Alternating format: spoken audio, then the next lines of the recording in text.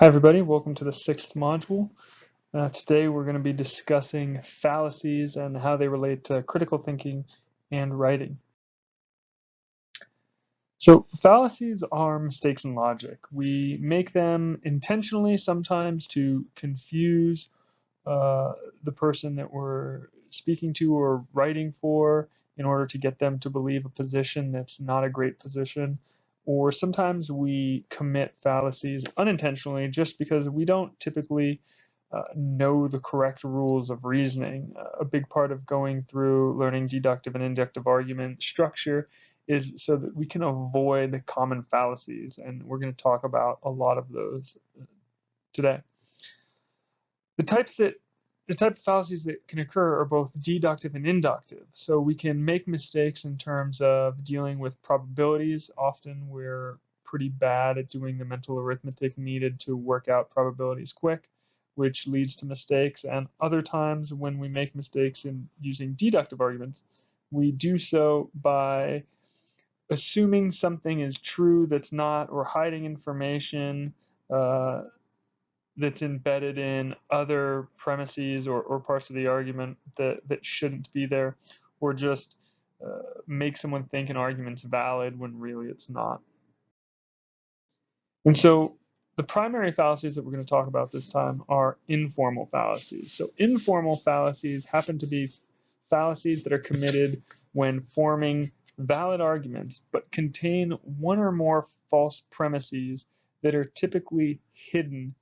Again, either because someone's purposely trying to trick you into believing something, or because someone just doesn't know that a particular aspect of a premise is contained in an argument and therefore just overlooks something that they think might be obviously true, but under closer examination turns out to be false.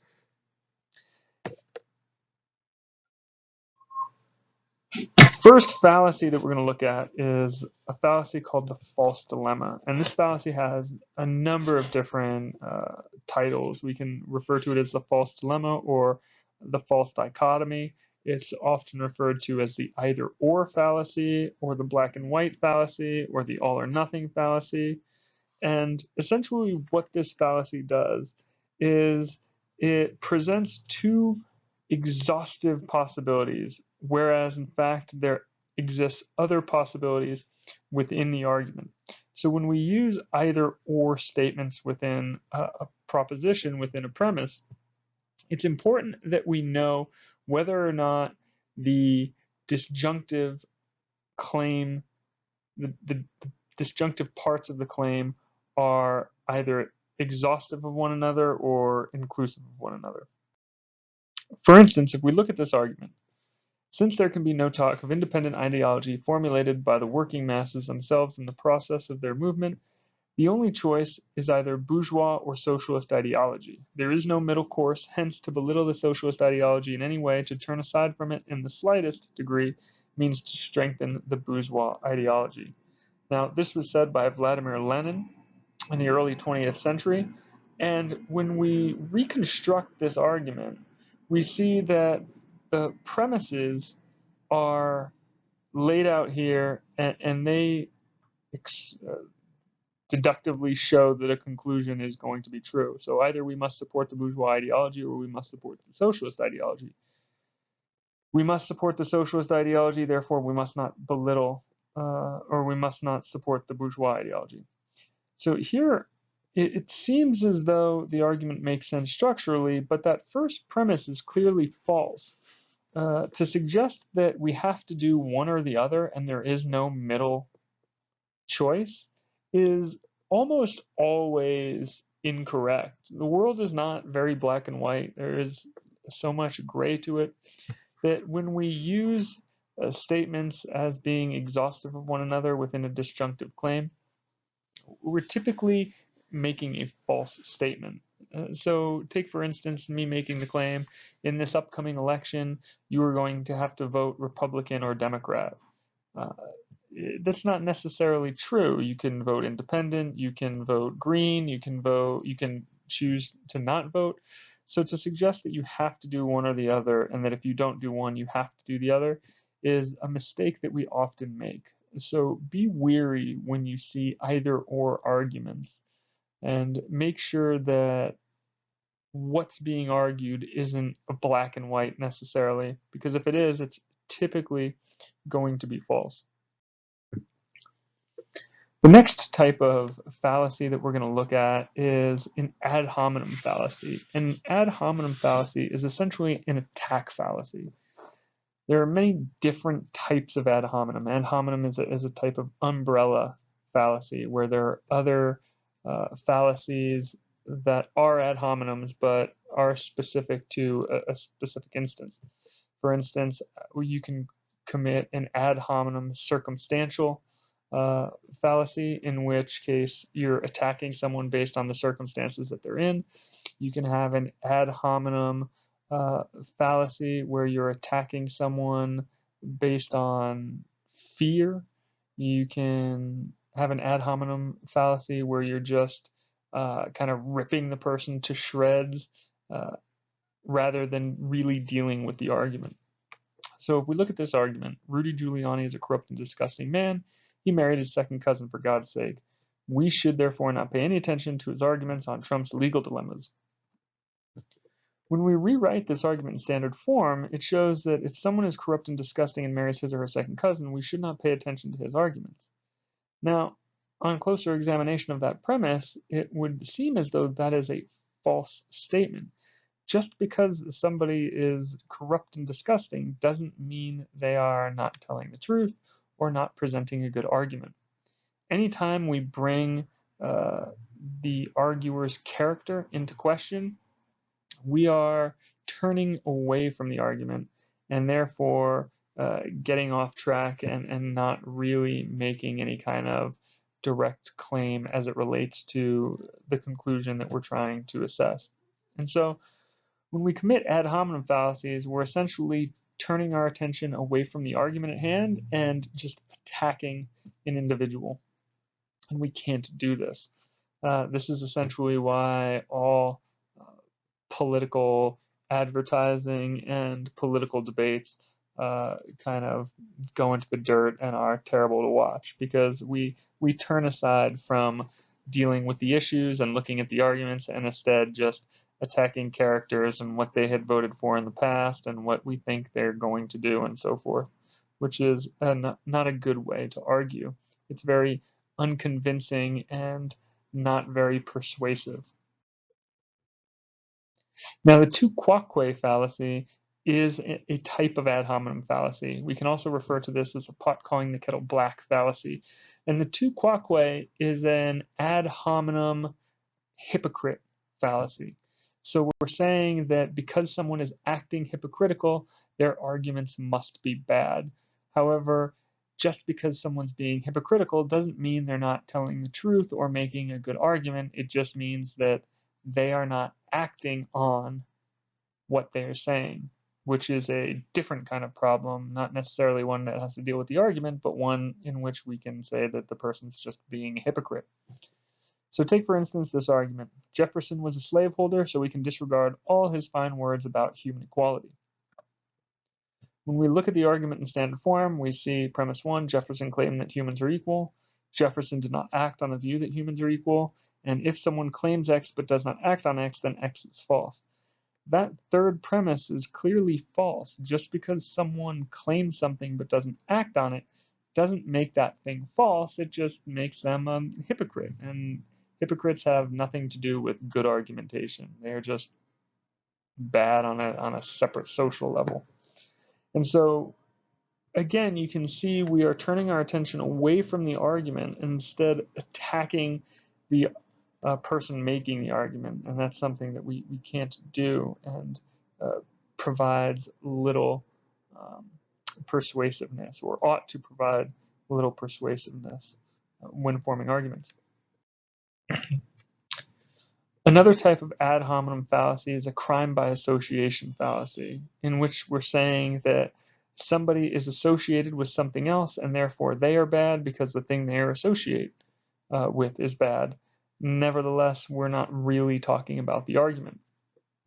Take this argument, for instance. vegetarianism is a wicked doctrine. Did you know that many Nazis were vegetarian? Here you can see that just because we're comparing something to Nazism, we're suggesting that that thing being compared to it is evil, when really we're not focusing our attention on the actual argument at hand. And so as you can see through these different arguments, we're making an argument, but we're doing so by embedding in particular aspects, particular propositions that attack the person or create exhaustive options, which makes the supporting premises or a supporting premise false. And remember, if you have a false premise, then you are not creating a good argument.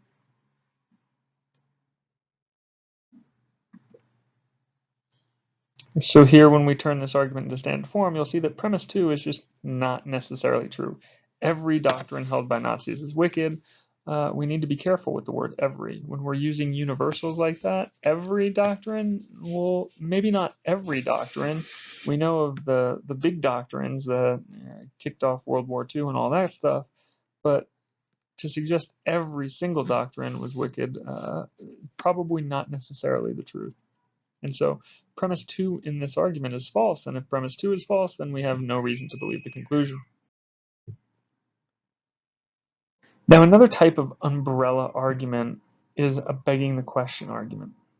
And begging the question fallacies are fallacies in which we assume a premise is true when in fact the premise is questionable at best and therefore requires more information, more premises to support that particular premise. So if we were to look at this argument, if we withdraw from Afghanistan now, we will be surrendering to the evil forces of Islamofascism. We cannot allow that. When we look at the argument in standard form, we see that premise 1 is not a obviously true proposition. If we withdraw from Afghanistan now, we will be surrendering to the evil forces of Islamofascism. I don't necessarily accept that as just being true offhand. I would need further information, and so 1 would have to be my conclusion, and I would need further premises to prove it to be true. And so we beg the question when we assume something is true that's controversial and not proven, therefore more is required from us than the argument that we're giving. Because remember, if we're just assuming this first premise is true, it could turn out that the argument for why this premise is true is bad or has a false premise. And if that has a false premise, then we have no reason to believe 1. And if we have no reason to believe 1, we shouldn't believe the conclusion here that we shouldn't withdraw. Now, the circular argument is an example of a begging the question fallacy. And so what we do here is we use a controversial premise to prove a conclusion and have that conclusion support the controversial premise, which you can't do. The premises are supposed to support the conclusion. The conclusion is not supposed to come back around and somehow help the premises.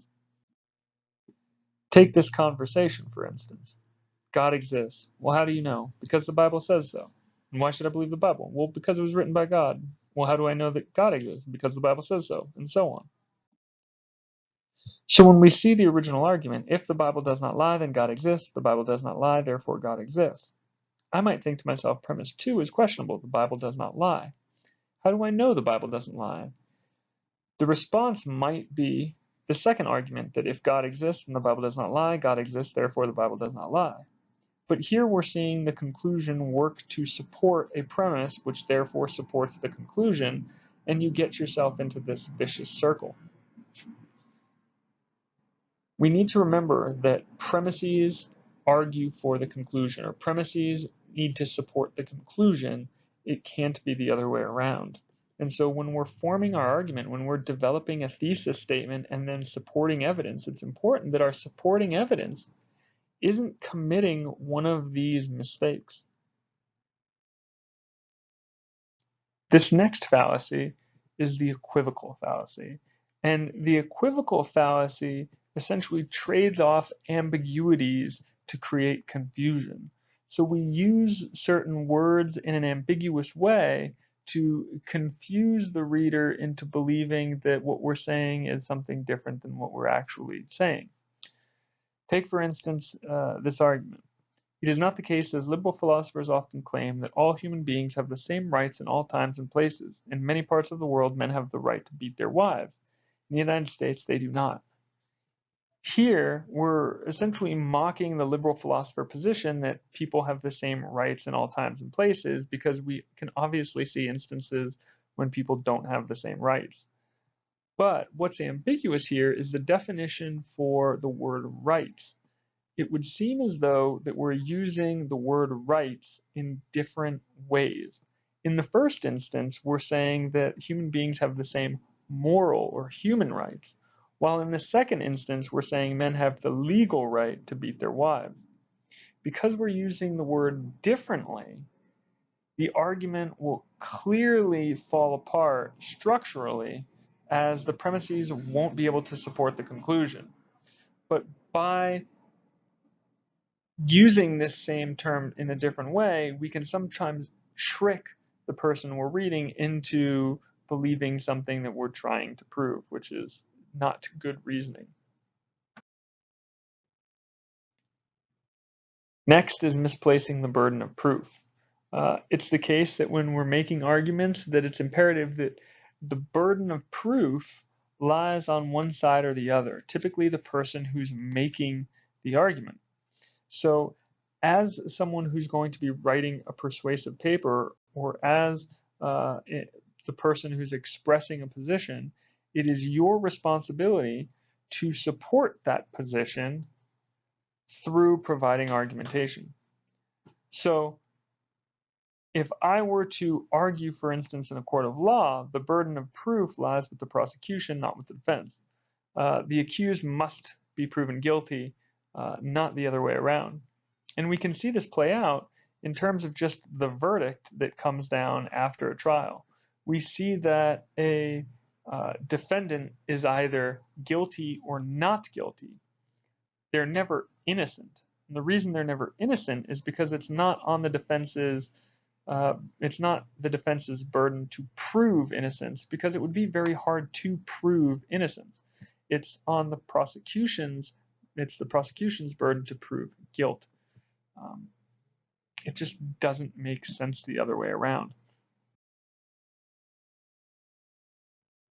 Typically, when the burden of proof falls on the person that's whose views go against common sense, or who's making an assertion of something. Typically, when you're denying the existence of something, it's not your burden. So for instance, I can't prove necessarily, or it might be difficult for me to prove negatives, such as if God doesn't exist, or if ghosts don't exist. So for instance, if I were to make the claim that ghosts exist and you reply nonsense, what do you mean nonsense? Can you prove that ghosts don't exist? It's odd to think about how we would prove that ghosts don't exist. We would simply have to prove or have a list of everything that could possibly exist in the world and then see that ghosts aren't on it. But to create such a list would just be crazy to think about. The bottom argument seems to make more sense. Ghosts don't exist. Nonsense. What do you mean nonsense? Can you prove that ghosts do exist? It's on the burden to prove existence in this case. Just like in a courtroom, it's on the prosecution to prove guilt and not the defense's burden to prove innocence.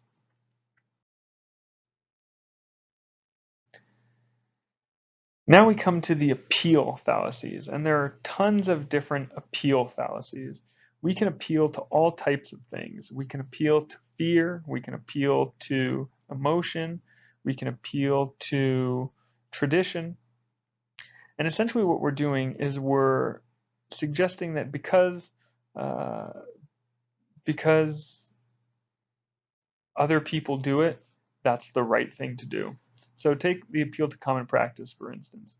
The appeal to common practice essentially says that just because other people are doing something or believing something, we should also do or believe something.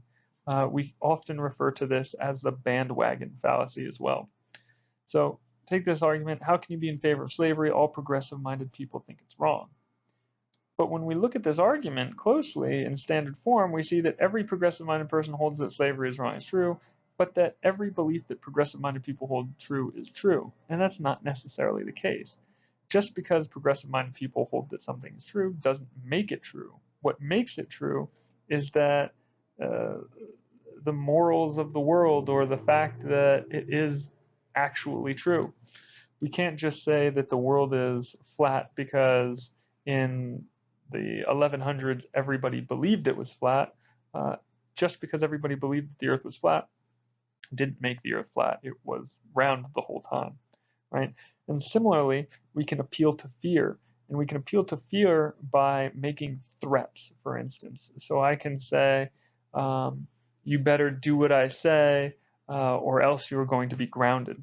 Here we're saying that the reason you should do what I'm saying is because you're going to be grounded and you don't want to be grounded, so therefore you should do what I say.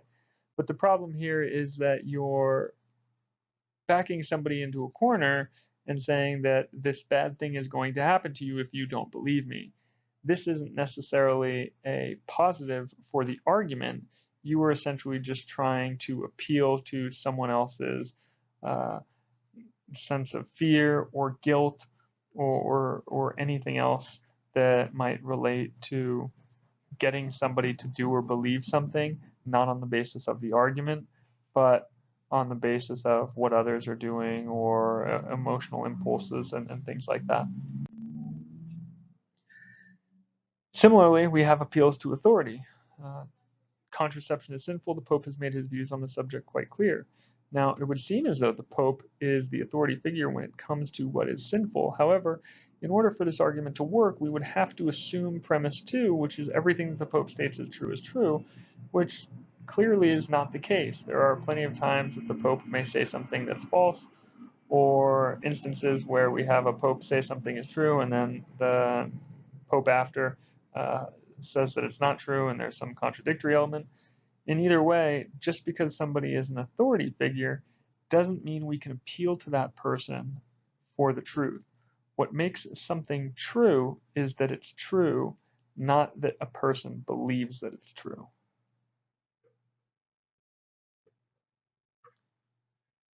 The next fallacy is the straw man fallacy. And the straw man fallacy is a fallacy in which we misinterpret a position and then restate it in a weak way in order to knock it down. So if we look at this argument, for instance, feminists want all women to be aggressive and badly dressed. We should ignore their reprehensible views. The problem with this argument is that this isn't the position of feminists. And by suggesting that it is, you have misconstrued the position and therefore are not doing justice to actual arguments that a feminist would make. And if you are not representing the argument properly, then we're not even really arguing the same thing. And so we commit straw man fallacies when we misinterpret and then misstate what somebody else says, and then show why that argument is bad. Now, again, if we're showing why that argument is bad, it doesn't really make that argument bad because we've set it up to fail. We never really gave it any chance by accurately describing the argument. And then the last of the deductive fallacies that we're going to look at is the red herring fallacy. And the red herring fallacy is a distraction fallacy, in which case we will make an assertion, but then make another assertion that sounds like it goes with the first assertion. It sounds like it may support it, but really it's its own assertion and has nothing to do with the first. So for instance, I might think to myself that reference to sex should be eliminated from films and music. Premarital sex and out-of-wedlock childbirths are creating moral decay in our society. Now here, what we're actually doing is creating two thesis statements, two conclusions. When we read this, it's not quite clear which one is the premise and which one is the conclusion, because neither of them really support the other. So in instance, what we're saying is one thing and then we're supporting it by something completely different, but that may just get us to kind of go off topic. Now, deductive fallacies aren't the only type of fallacies we commit. We also commit inductive fallacies. And remember, inductive logic is the logic of probability. So we're trying to derive probability, something's probability from premises. And the problem is that the way in which we derive statistics is typically pretty faulty. We're usually very bad at doing mental arithmetic, and so our likelihood of guessing at some coincidence is typically pretty bad. So the first inductive fallacy that we're going to look at is the slippery slope fallacy. A slippery slope fallacy or a slippery slope argument presents a small change now as leading inevitably to a larger and undesirable change in the future. Now, it's important to note that slippery slope arguments can be good arguments, but most often they're not, and they're typically not when the premises jump from one thing happening to another in a large, uncausal and uncorrelated way. So take this next argument, for instance. It's shocking what people wear these days. The other day I saw a young lady with her ankle clearly exposed. If things carry on at this rate, we'll soon all be walking around naked. Here, when we look at the argument in standard form, we see that the first premise, if we wear our ankles exposed now, we will soon wear nothing. This is quite a jump that doesn't seem to have an actual cause and effect relationship. Just because a trend is beginning where we are wearing less and less clothes doesn't mean it will go all the way to where we don't have any clothes on. In fact, it kind of seemed to be the case that most trends like this are cyclical. And in fact, we might go to wearing less and less and less, but then we could go to wearing more and more and more. Just because a trend is going in one way doesn't mean it will continue going in that way forever. So to say that if we wear our ankles exposed now, we will soon wear nothing is not a true statistical statement. We can't necessarily get from A to B here. And therefore, that first premise is going to be false. The next type of inductive fallacy is the conjunction fallacy. And the conjunction fallacy deals with conjunctive arguments and the problem that was discussed last module in that when we use conjunctive claims, we are lessening the probability of something to occur. So if I were to present the argument, James will probably gain a science degree, most people with science degrees earn better than average salaries, therefore James will probably earn a better than average salary.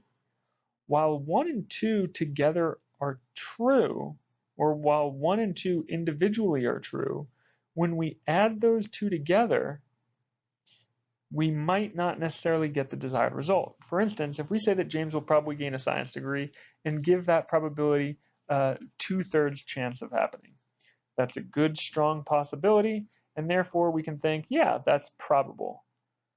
For premise 2, we might think most people with science degrees earn better than average salaries, most people being 2/3% of the people with science degrees, and again, that would be most. But if you haven't gained your science degree yet, you have to multiply the probability of gaining the science degree with the probability of getting a better than average salary, and you wind up getting less than a majority percent, or a less than most percent. We can see the 2/3 times 2/3 is only 44%. So to suggest that James will probably earn a better than average salary, it's the opposite. He will probably not earn a better than average salary, assuming that percentage 1 and percentage 2 are roughly 2/3. So again, it depends what the numbers are here, but just the simple idea that we're having to do this mental arithmetic that we're not used to can sometimes cause us problems. Now, the gambler's fallacy is a fallacy in which we have a belief that independent events are in fact dependent, and that somehow instances of the past will affect instances of the future. But this typically isn't the case. And so we might think of the gambler's fallacy in reference to playing blackjack, or playing roulette, for instance, at a casino, and seeing that black comes up 9 times in a row. And then on that 10th bet, betting red because black has come up so many times that red is bound to come up next. The problem, however, is that red isn't necessarily bound to come up next. There's always the same percentage all the time. That's kind of how roulette works. Every time we spin the wheel, there's always the same percentages because every spin is an independent event in itself. Now, games like blackjack, on the other hand, are dependent events, in which case what I'm doing in my hand this time may affect what I'm doing next time, because using certain amounts of cards in a deck, I can see that if the people in front of me all have low cards, then there's more of a percentage chance that I will have a high or face card, and therefore I can relate the events.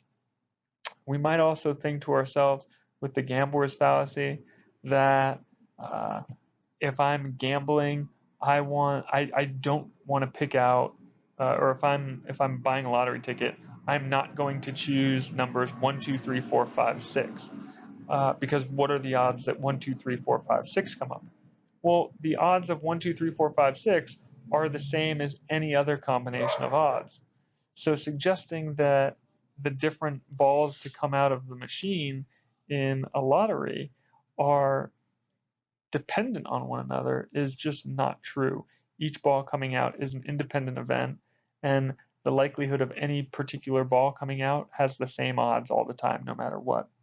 And so we commit this fallacy when we treat independent events as if they are somehow dependent on other things.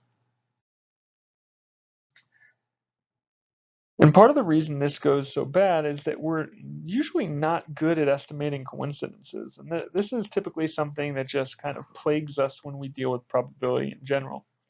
We often think that things are coincidental when really they're more likely than we think. We just don't know how to do the math to figure them out.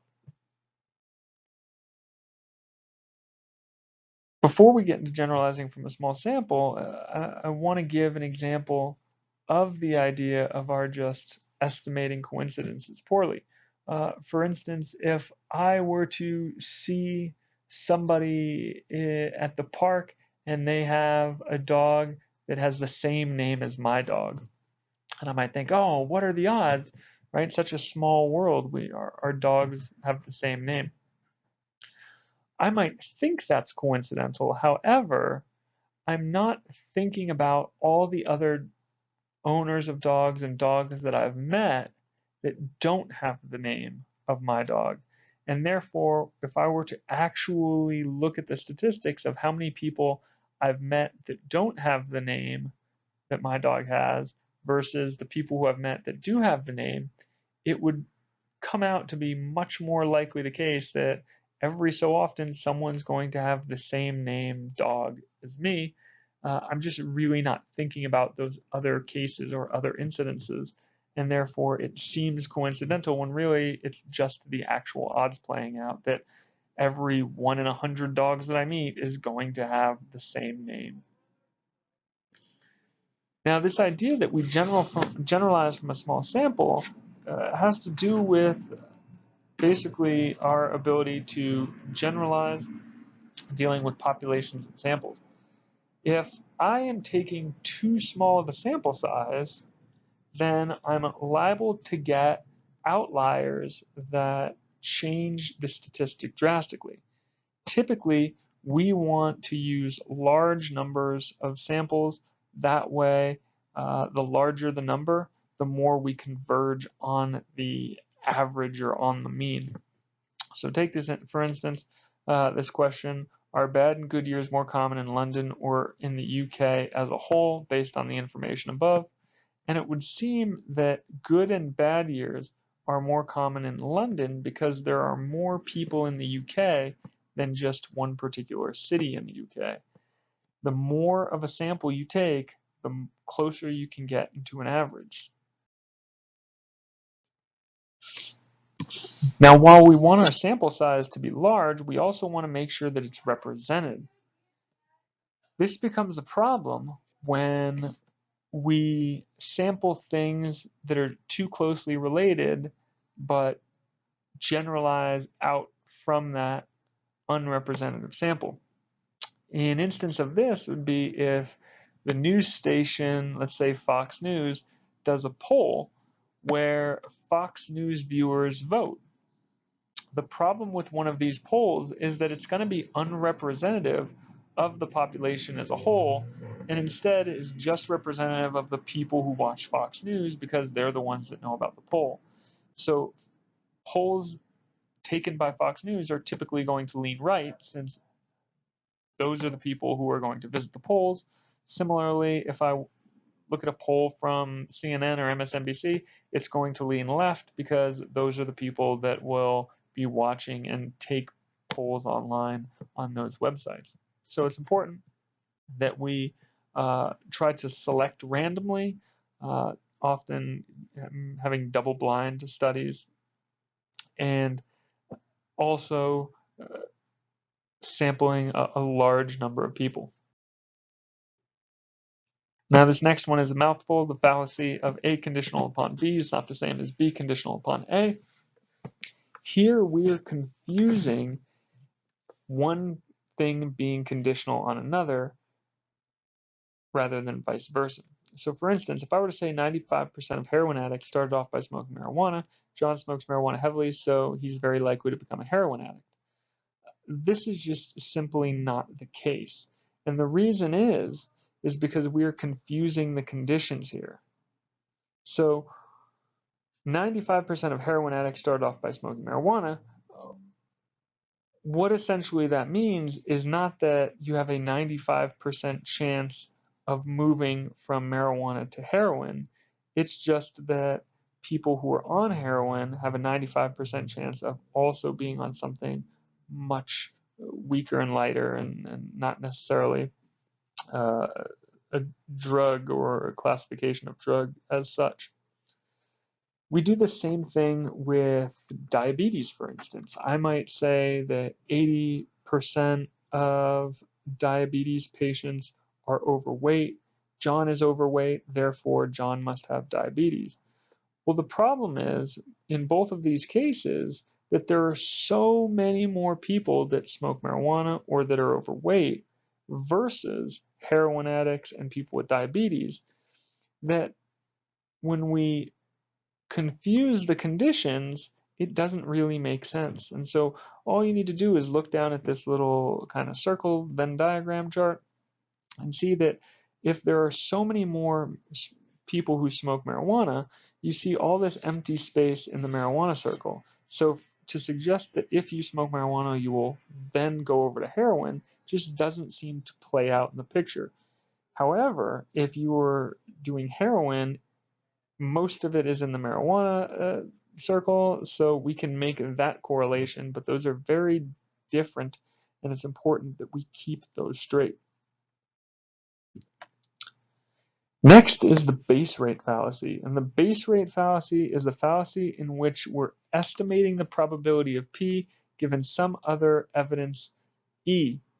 And the problem with this is that you have to take into account the probability of P on its own prior to looking at E. If the probability of P is very low, it's unlikely that E will make much difference. And the failure to grasp this is the base rate fallacy. One popular example of this is the idea of me suggesting that people who own a pool or have a pool in their backyard are 1,000% more likely to drown in their pool than if they didn't have a pool. But of course that makes sense, because if I don't have a pool, the chances of me drowning are probably 0.00001, right? I could drown maybe in the bathtub, but I'm not really in risk of drowning. And so if I were to add 1,000% onto 0.001, I still get a percentage that's less than 1, and that's very, very low risk. And so in order for me to take seriously the probability of me drowning in my pool, I first have to look at what was the probability prior to having a pool to know what then the probability would be if it grows 1,000% or exponentially. We can see this in this example here. Let's say that we select out 2 men at random from the general population and question them. Bob, one of the men we select, likes classic automobiles, model building, and train spotting, while Bill likes reading novels, watching French films, and taking part in radical demonstrations. What are the chances that Bob is an engineer? What are the chances that Bill is an engineer? In both of these cases, it's very, very low. And the reason that's the case is because we first have to take into account how many engineers there are in the world, and there aren't that many. So to suggest that we can just select one person out and think of them as being an engineer is not very likely. Now, it might be the case that Bob is more likely than Bill to be an engineer, but Bob is still probably not an engineer just because there aren't that many to begin with. So taking a person at random is not going to mean much. Next is confusing correlation with causation. Now, we do this when we make the mistake of thinking that two things are caused by one another, or that one thing causes another, when in fact they just have a similar increase and decrease rate and are just merely correlated in some fashion. I might make this mistake by suggesting that statistics show that university students are taller than the population as a whole, which is true, and then think that clearly this proves that universities are biased in favor of tall people. Well, no, going to university doesn't cause a person to be tall, nor does being tall cause you to go to university. It just so happens that these two things are related in some way, but have nothing to do with causation. For instance, I might think that the reason university students are taller is because the greater number of athletes are typically taller, or the greater number of people who are financially well off, better off economically, typically tend to be taller, bigger, and therefore are going to be more of the university population as a whole because they can afford it. So with confusing correlation and causation, the fact that P and Q are correlated doesn't necessarily mean that P causes Q. It could be the case that it's the other way around. Q might cause P, or they just are caused by something else completely.